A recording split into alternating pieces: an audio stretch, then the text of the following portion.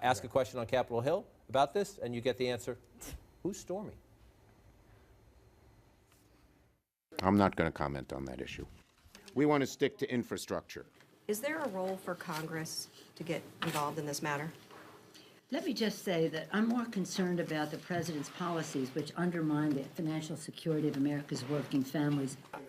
I haven't put a second's of thought into this. It's just not on my radar screen.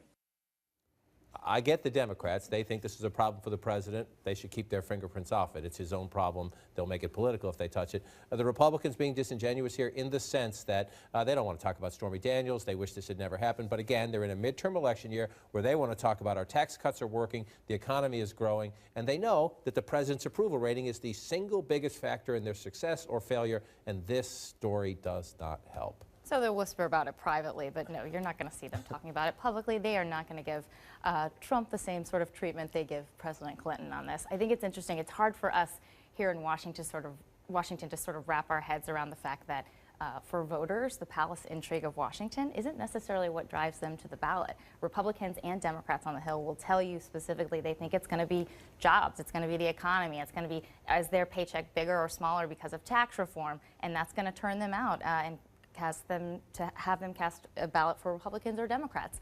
I think this is obviously an embarrassment for Republicans, but nobody wants to talk about it. Republicans got to be relieved that Democrats are not going after this right now, because if they wanted to, they could certainly make it an issue and try to embarrass the president and hurt the party. It's also, their answers are not that different from their answers during the Access Hollywood tape, and you know, things where they did not want to talk about that, and they sort of avoided it, and President Trump won. There's differences now in whether President Trump can weather this both legally, you know, is a new question. If there are FEC violations, or you know, you alluded to the discovery phase of did he know about the payments? Have you paid other women? You know, questions like that we don't have answers to yet.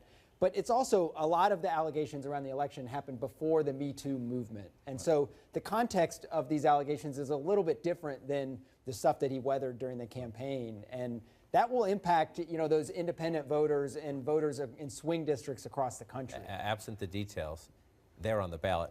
He's not. His approval ratings, the biggest factor, and already 6 in 10 women in America disapprove of the president's job performance. I can't think it's going to help anymore.